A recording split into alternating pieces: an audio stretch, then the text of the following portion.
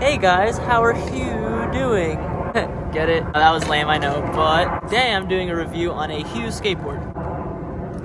So Hughes Skateboards is a New Jersey-based local skate company run by my good friend Danny Rosso. No one's done a review on his boards on YouTube, so I figured I could be, I could be like the first one or something, Anywho, I gotta stop making all these Hughes jokes.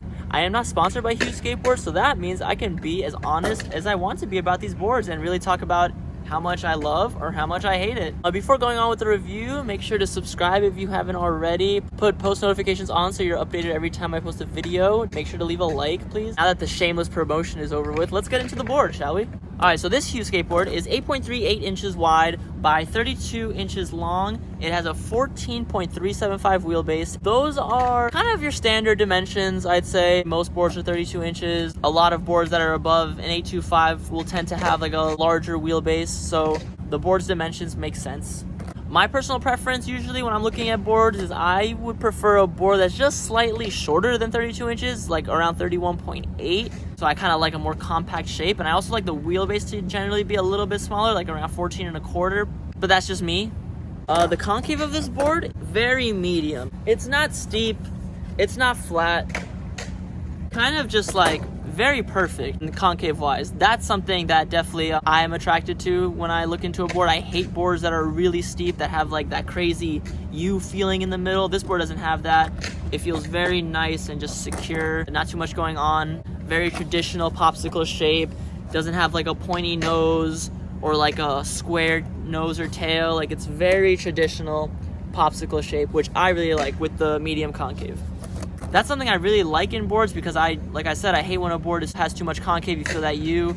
And I also hate when a board is too flat because I feel like I can't pop it in the air for some reason. But it's all personal preference. I know so many people that can only skate flat boards and they say that they get more pop because you hit the tail faster and whatnot. But for me, it's just not me. I'm happy that this board has the medium concave that it does. I love that it's not extreme in any type of way. Nose and tail, very standard popsicle shape, nice and circular. One of the things I really instantly loved about this board was the graphic. I feel like a graphic is really important just because it's the first thing you see, when you see a board, it just catches your eye. Hugh does a really good job aesthetic-wise in their graphics. Like, oh my gosh. This phoenix and the colors of the phoenix and the white backdrop, the Asian lettering. It was just a very beautiful board. It would have been sick if the graphic could have stayed longer, but when you're a skater, you will just blow through the graphic in like a couple days. With that being said, let me tell you how I liked it. Like, did I even like this board? Did I hate it? Did I love it? The world may never know, right? So my first impression of it, definitely something I had to get used to because the shape I had before this was one of those boards with a very square nose and tail, and it was like pretty flat. I was coming back from my fractured knee. I just kept skating that board because I was like, oh, like whatever, like, I'm still like coming back to skating. There's no use in buying like a brand new board. But my knee has been feeling better, so I thought it was time to get a brand new board, and Danny's my good friend, so I thought, why not support the homie and also do a review on it for content. It passed the kickflip test, which was definitely a good thing. Oh my gosh. So we got a second kickflipper. I was skating the down rail a little bit at the skate park I was at. That was probably one of my first times skating a down rail since I fractured my knee. So I'm glad I got to do a couple of tricks on it. I did some tricks on the Euro gap at the skate park.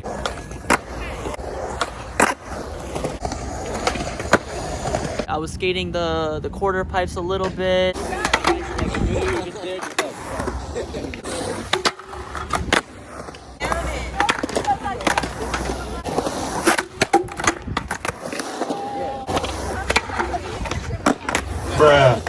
I was kind of just getting used to the board the whole first session. I was missing a bunch of tricks. I was trying to do the straight 8.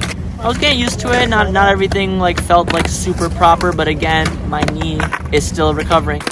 I also wanted to see how this board would fare, like, with someone who's coming back from an injury. I feel like it's important for boards to be like reliable for people who are coming back from injuries. Once I did the kickflip on the Euro, that's when I knew that this board was gonna be good, because it just felt solid, and that's kind of when it just clicked for me, and I just knew like how to skate this board. That was my first impression of the boards. I didn't have like every trick, every single try right away. So it wasn't one of those like magic boards where you just set up and everything is just like perfect. It wasn't like that. After that first session, that was the only time I ever had any non-positive things about the board, because right after that session, I was at home with this board. It was just so comfortable. There was just nothing wrong with it. It's not warped. The wood is solid. I was able to do all my flip tricks on it. I felt like I was able to land really solid because it is a very comfy setup. It's hard to not easily get used to this thing. I was doing a lot of like combination tricks, like 180 flip tricks, tail slide shove its,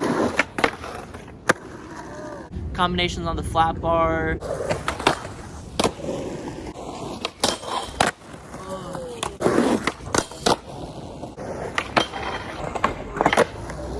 I was even skating some handrails.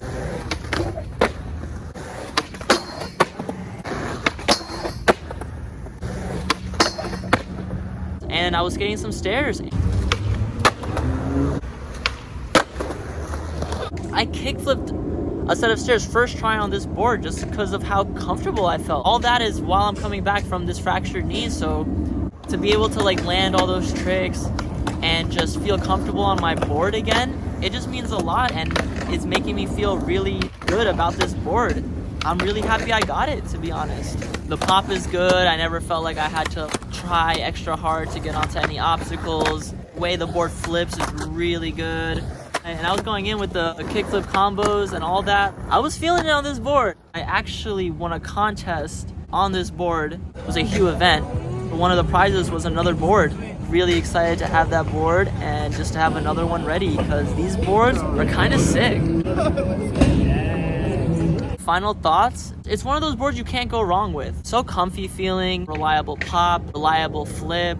The wood seems to be durable. Nothing chipped, nothing snapped. The way the dimensions are, the way the wood is, I feel they're good for me, because I don't like pointy shapes or square shapes. I like a very basic board, and Hue has some really good basic boards. It's not gonna make you like Nigel Houston, but I think it could definitely help you master the tricks you already have, to like add variations to your tricks. I think that's what this board is good for. It's just a really good board. A good board with good graphics. What else do you need in life? Anyway, that's my review on Hue skateboards. If you want to buy a Hue skateboard, I will put the link in the description down below so that you can also try one for yourself. And if you do, let me know what you think about it. I think they're solid boards. I don't think there's anything wrong with them personally, but everyone's different. Everyone has their own personal preferences. If you like this review, make sure you comment saying that you liked it, or if you didn't, leave a comment saying you didn't like it. If you liked the video, give it a thumbs up. You should hit the subscribe button if you want to see more content of me